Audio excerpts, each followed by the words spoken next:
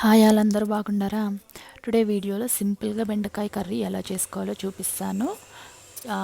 Ingredients వచ్చేసి చిన్న చిన్నగా కట్ చేసుకున్న బెండకాయలు, ఆనియన్స్, టొమాటోస్ అండ్ ఫైనల్గా తిరుగుబాతు కోసం సాసులు, జీలకర్ర, కరివేపాకు, పట్ట అండ్ లవంగాలు కూడా వేయాలి. అసలు నేను వేయట్లేదు.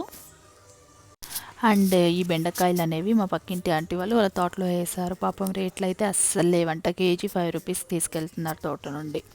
ఇంకేం చేస్తారు, పంట పెట్టేశారు కదా, ఇంకా 6 మంత్స్కి పంటను తీయలేరు. ఈ రోజు కాదు, రేపు కాదు, ఎల్లుండి రేట్స్ వస్తాయనే హోప్తో పంటను అలానే పెడుతూ ఇంకా 1 డే కాయలు కోయకపోతే అవి బలిసిపోతాయి. ఇంకా అవి వేస్టే, ఇంకా కోసి పక్కన పెట్టేయాలి. రోజు కోసి మార్కెట్కి వేస్తున్నారు. ఇప్పుడు కర్రీ ఎలా చేయాలో చూపిస్తాను. ఫస్ట్ అయితే కట్ చేసి పెట్టుకున్న బెండకాయల్ని అట్లే ఉత్తిగా బాండగల్లో ఆయిల్ ఏం వేయకుండా బాండగల్లో వేసి వేపుకుంటా ఉన్నాను. అట్లా వేసుకునేదాన్ని ఇంకా ఆ బెండకాయలో ఉంటుంది కదా స్టిక్కీనెస్, బంకగా అదంతా పోయిస్తుంది. సో కొంచెం బ్రౌనిష్గా అయ్యే వరకు, అక్కడ కొంచెం క్రిస్పీగా అయ్యే వరకు వేపుకొనేసి దాన్ని సపరేట్గా ఒక ప్లేట్లో తీసి పెట్టుకుంటా ఉంటాను. నెక్స్ట్ వచ్చేసి సేమ్ బాండగుల్లో ఆయిల్ వేసుకొని తిరుగుబాతుకు పెట్టుకుంటా ఉన్నాము. ఆయిల్ కొంచెం హీట్ అయినాక ఫస్ట్ సాసులు, జీలకర్ర వీటికి కొద్దిగా తీసుకుంటాం కదా, ఒక 2 పీసెస్ పట్టా వేసుకోండి. అండ్ లవంగాలు మీ దగ్గర ఉంటే వేసుకోండి.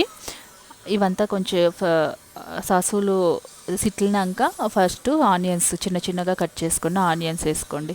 ఆనియన్స్ ఆయిల్లో బాగా ఫ్రై కావాలా, లైక్ గోల్డెన్ కలర్ వచ్చే వరకు ఫ్రై కావాలా. బాగా ఫ్రై చేసినాక దాంట్లో కరివేపాకు, నెక్స్ట్ కట్ చేసుకున్న టమాటోస్ కూడా వేసుకుంటూ ఉంటాము. సో ఈ టమాటోస్, ఈ ఆనియన్స్ బాగా కలిసి టమాటోస్ బాగా మ్యాష్ అయిపోవాలా.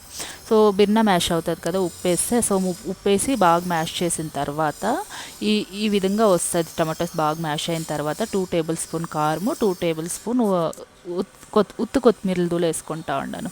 సో ఇదంతా ఈ మసాలాస్ బాగా కలిపేసి ఇప్పుడు ఫ్రై చేసి పెట్టుకున్న బెండకాయ పీసెస్ని దీంట్లో వేసేస్తూ ఉన్నాను. బెండకాయ పీసెస్కి మసాలా అంతా పట్టించేసి తిరిగి మీకు మీ కర్రీ కన్సిస్టెన్సీకి ఎంత కావాలో అంత వాటర్ యాడ్ చేసి పెట్టుకొని ఈ కర్రీని అనేది సిమ్లోనే, అంటే లో ఫ్లేమ్లోనే ఉడికించుకోవాలన్నమాట.